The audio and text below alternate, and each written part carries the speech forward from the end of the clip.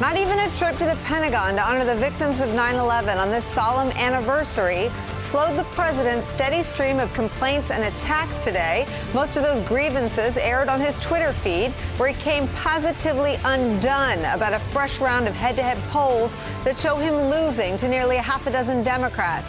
But he also found time in an Oval Office meeting to insult his newly departed third national security advisor and to go after the press for revealing that the attacks on the Weather Service that corrected Trump's erroneous Alabama forecast came from the president and his chief of staff. That's a whole hoax by the fake news media when they talk about the hurricane and when they talk about Florida and they talk about Alabama. That's just fake news. It was right from the beginning. It was a fake story. And you know what that means, real as can be. But it's those polls that show Donald Trump's political standing may be reaching a low point that's leading to a presidential unraveling. Here are those polls. Donald Trump loses to Joe Biden in head-to-head polling by 15 points. Donald Trump loses to Bernie Sanders by 9 points. Donald Trump losing to Elizabeth Warren and Kamala Harris by 7 points. And Donald Trump loses to Mayor Pete Buttigieg, should he be the nominee, by 4 points. The head-to-head polls reflecting what the latest presidential approval number reveals, that Trump's squandered summer has taken a toll. He's slumped 6 points and is back in the 30s, nearing his lowest approval rating ever. Washington Post notes, quote, "For Trump, the current standings represent a troubling threat. No president in modern times has been reelected with approval ratings as low as Trump's are today." And that is where we start with some of our favorite reporters and friends. With us from the New York Times, White House correspondent Annie Carney, NBC News correspondent Heidi Presbella, with us in Houston, MSNBC correspondent Garrett Hake, and at the table, Charlie Sykes, editor-in-chief of the conservative news and opinion website The Bulwark, and Eddie Glaude, chair of the Center for African American Studies at Princeton University. Let me start with you, Annie Carney. There are what Eli Stokols calls presidential tells. One of them is sort of his inability to restrain himself. And it's almost one of those obliterated norms that we're so used to it barely registers. But I don't have any recollection of any past president using this anniversary and sort of between events, which Donald Trump did attend to honor the anniversary of 9/11, firing off tweets, attacking the press, attacking the polls, and attacking his rivals on his Twitter feed and in that Oval Office meeting we showed. Well, yes. I mean, we've seen him fire off tweets and when he's traveling abroad on foreign soil, picking political fights at home. This is a somber day of remembrance, and Trump had events, and on Twitter we see where his mind really is, which is on this poll. These kinds of events, when it calls for, bringing a nation together and remembering and healing, have never been something that he feels comfortable with. Fighting on Twitter about polls is more naturally where he tends to be. One thing that struck me about his tweet was the statement that he said, "I haven't even started campaigning," which that was what stood out to me the most there. First of all, he had a kickoff rally in Orlando in June, which felt funny at the time because it was a kickoff to a campaign that had never really stopped for the past 2 years. He's been campaigning the whole time. He launched his reelection campaign days after his inauguration. And more and more we see official White House events looking indistinguishable from campaign events. Yesterday he gave a speech about HBCUs, historically black colleges and universities. He talked about how he would poll with African American voters, and Sympathy for the Devil, his campaign song, played as he left the stage. So it seems like everything is a campaign event. So that really struck me, that he says, "I haven't even started." He's never stopped. That's such a good point. And what's so amazing is that, Axios had the schedules, and Annie, you and your colleagues have done extensive reporting and do on a near daily basis, that there's no governing on his schedule ever. There's an occasional photo op to lend the appearance to governing, but there's no actual governing that happens at this way, for better or for worse. I mean, his critics may be relieved to hear that. I mean, his schedule is a fluid thing where he sits in the Oval or in the dining room off the Oval and watches TV and calls people in as they come. And and policy making does not have a structured process and is done on the fly. But yeah, what he understands is a head-to-head political fights, and that's what he has ahead of him. And everything, many battles or policies are about, especially right now, are about his reelection. Garrett Haake, I think that what is revealed in this round of head-to-heads and in some of the sinking approval ratings is that it blows out of the water this idea that that nothing matters to his base. That may be true with the base, but the base isn't 44% of America. It's somewhere south of 38% of Americans. And certainly his conduct and the idea that sort of the Mueller cloud has been replaced by an almost darker cloud of corruption and incompetence, that has sent his poll numbers to some of the lowest of his presidency. Yeah, I mean, you look at those numbers coming out of Texas, and I would largely discount a lot of the head-to-head numbers. This is before a dime has been spent on advertising in a general election that I think we all realize is probably going to be one of the most negative general elections any of us have ever seen or witnessed. But if you look around at what the president's numbers are in Texas, way to get me stagnant. excited. Get everybody tune in.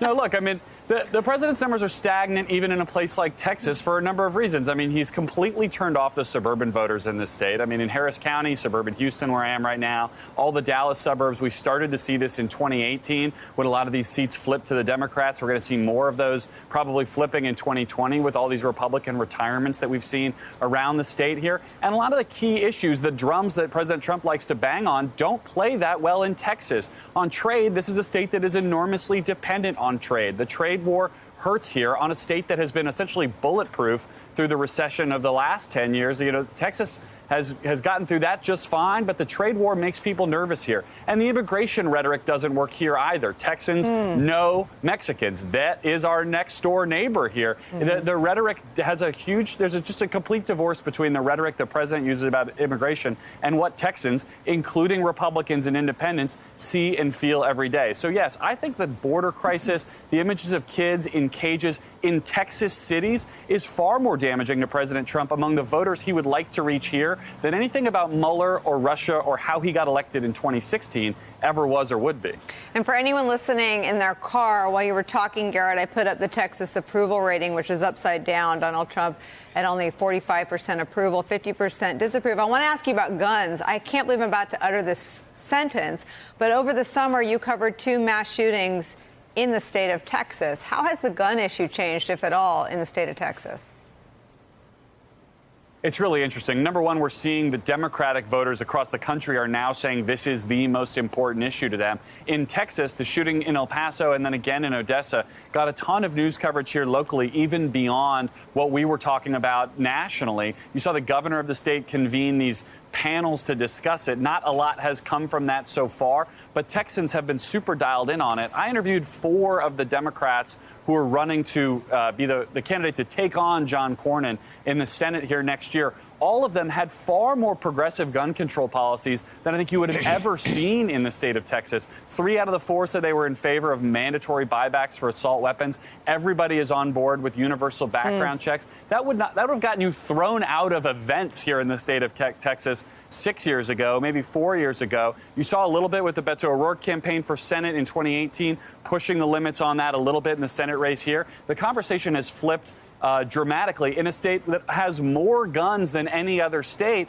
but where responsible gun owners even are saying this doesn't work the way we have this set up now. Heidi, how is that impacting the debate in Congress? I mean, it would seem that Democrats who have been frustrated. I mean, President Obama put the entire weight of his presidency behind gun control after the tragedy at Newtown, and nothing happened. But it would seem that if it's the Parkland kids becoming activists and sort of looking at the grown-ups in the room like, WTF, or if it's just the crush and the pace and the clip of mass shootings, or if it's parents looking around at their kids when they come back from preschool having active shooter drills, it feels like the political tide is turning in favor of gun control efforts. Does feel like there is a shift in intensity, Nicole. I was there after Newtown covering that gun control debate, and actually the first thing to happen that was the rationale for that legislation was the fact that red state Democrats were so scared that they wouldn't support it. And so then it was hard for Democrats to then go to even moderate Republicans and get them on board with the legislation because the fear of the NRA and the backlash was so pervasive. You flash forward now to where the groundswell of activism is really, the intensity is really on the side of the gun safety community. Is it Moms Demand Action? Yes. Is it the Parkland students? Yes. They are all making their voices heard. And it is also the public, which is starting to shift as well on issues like the assault weapons ban, which has been expired for decades now. And I just talked to actually a prominent Democratic senator last night, Nicole, who's been working on this gun issue. And he says that a number of Republicans have privately approached him because they are scared.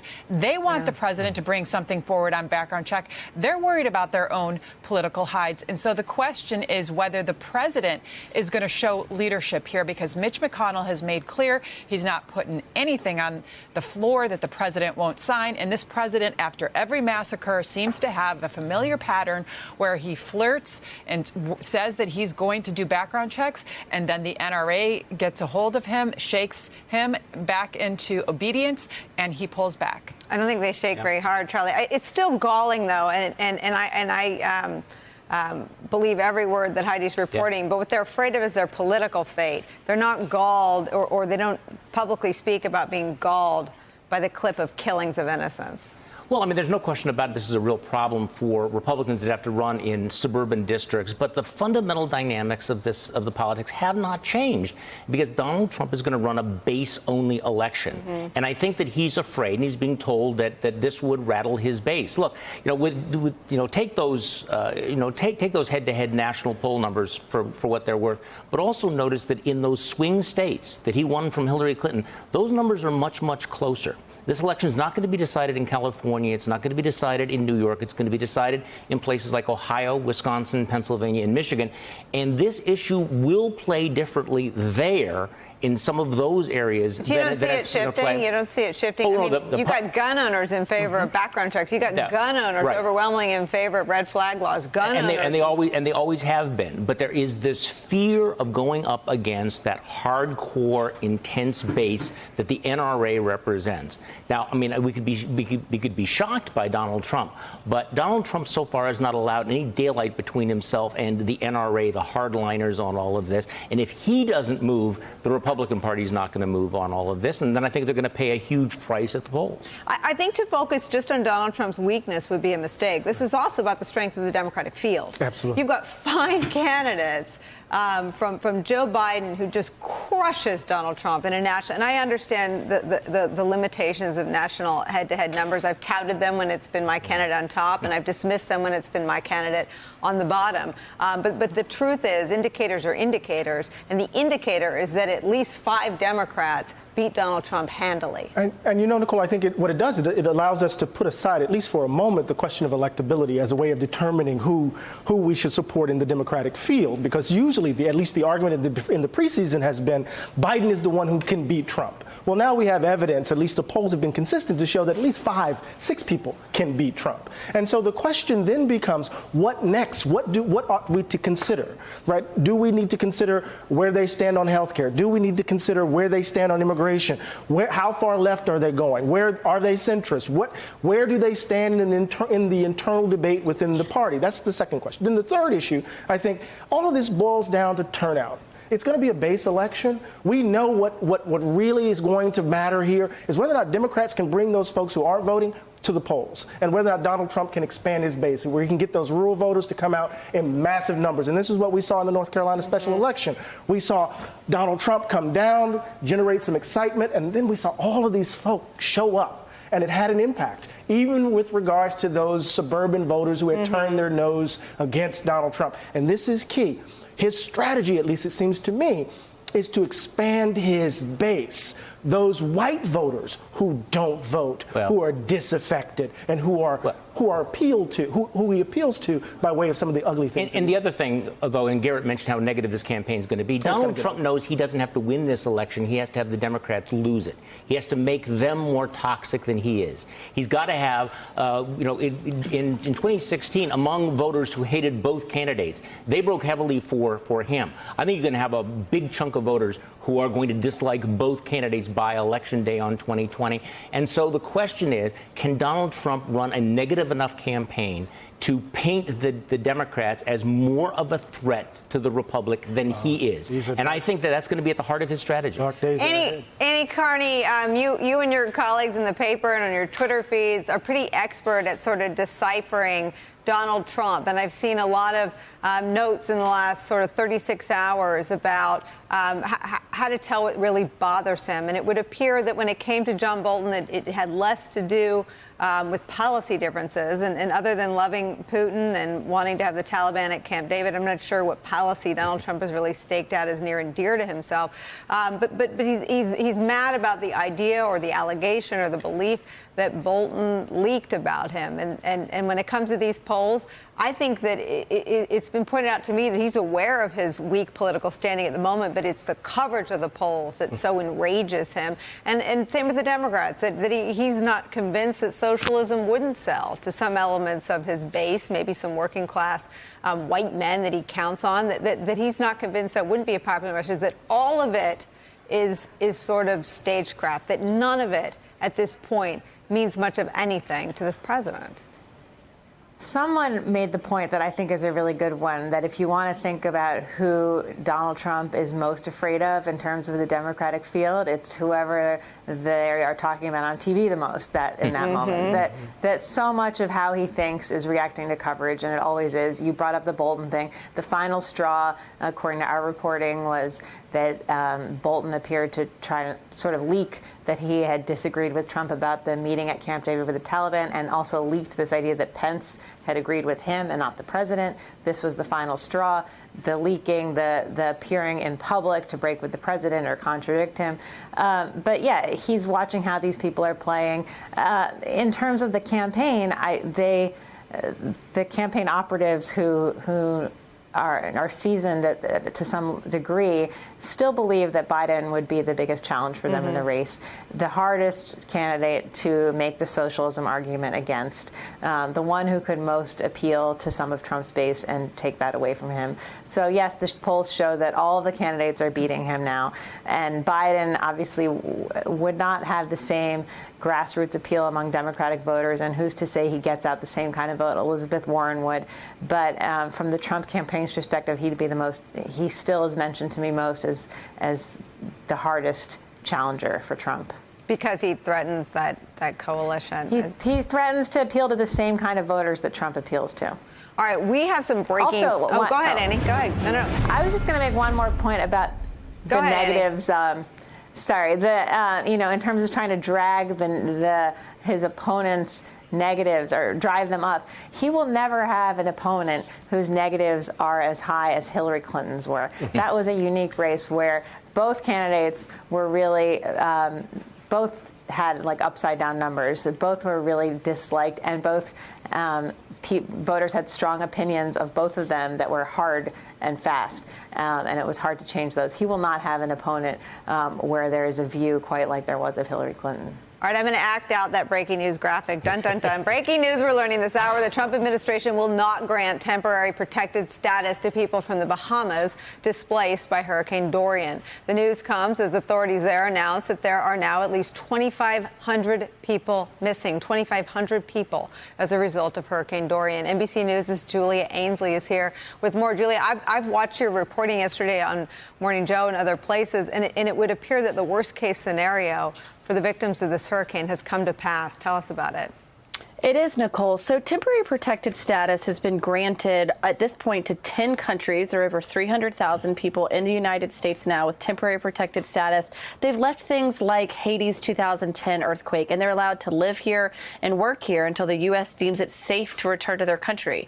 The U.S., looking at this damage here, has determined that this does not qualify for that kind of status. How is that possible? I mean, I'm just looking at these pictures while you're talking. How is that possible, Julia? It's not not that it doesn't compare to some of the devastation that we've seen elsewhere. It's that this administration has a completely different way of looking at temporary protected status. It's something that people like Stephen Miller have been trying to crack down on for a while. There have been people, different groups that they have revoked temporary protected status to, even though they know the conditions and they aren't given the advice and the reports that show that the conditions have changed at all. They will still revoke this temporary protected status.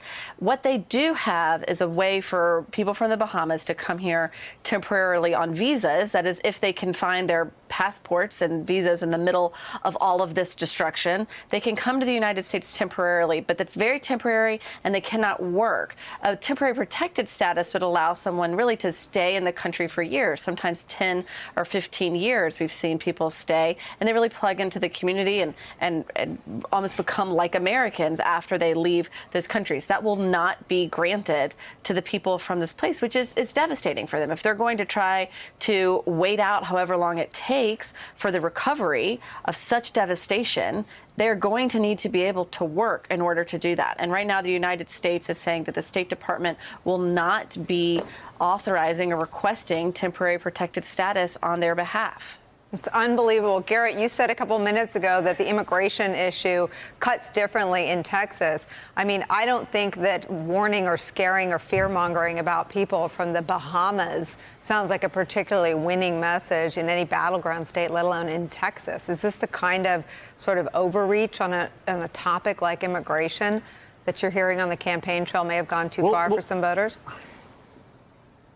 We'll have to wait and see. I wonder if something like this just becomes part of the drip, drip, drip of whatever the latest sort of off-the-wall thing from the White House is that people start to tune out. It is wholly consistent with every other restrictionist immigration policy that this president has made. I have a hard time imagining that any Democrat or Democrat-leaning voter who didn't think the president's immigration policies were crazy before would look at this and think, aha, perhaps this is the moment he's gone too far. But it is fully in line with what Democrats have said is essentially a totally heartless immigration policy. And I'm sure we'll hear more about it from the Democratic candidates. I mean, Eddie, I guess the difference is no one in the Bahamas was trying to come here. Right. Their homes were obliterated. I mean, the pictures that we're showing, it looks like a nuclear blast. So the difference between sort of the bucket of cruel and incompetently executed immigration policies is that no one from the Bahamas was trying to come here for a better life. They were happy in the Bahamas by and large, but they are now homeless because their homes have been wiped out. So politics aside, this is evil. This is cruel. Any idea of the country as kind of this a moral beacon to the world?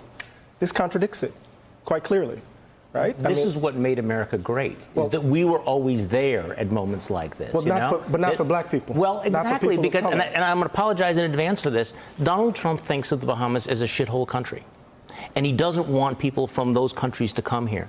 And so, yeah, it's hard. It is hard to escape that because it is the callousness, it is the cruelty, it is the unchristian attitude. I was about to say that. Where are, I mean, we ask this, where are the Christians on all this? But a certain point is, what is your Christianity? If you look at those pictures and say, we are not there for you, we are not going to provide some sort of assistance for you. So it's un-American, it's un-Christian, and unfortunately, I do think that there will be people who will be disgusted by this. I don't know how many people will be disgusted by it, but you're right, And I think at the same time, Charlie, there will be a whole bunch of people who won't. Yeah. And we need to ask ourselves the question, what does that say about who we are? Because that's cruel. That's not only cruel, that's evil. And we need to call it for what it is. That's evil. Hey there, I'm Chris Hayes from MSNBC. Thanks for watching MSNBC on YouTube. If you want to keep up to date with the videos we're putting out, you can click subscribe just below me or click over on this list to see lots of other great videos.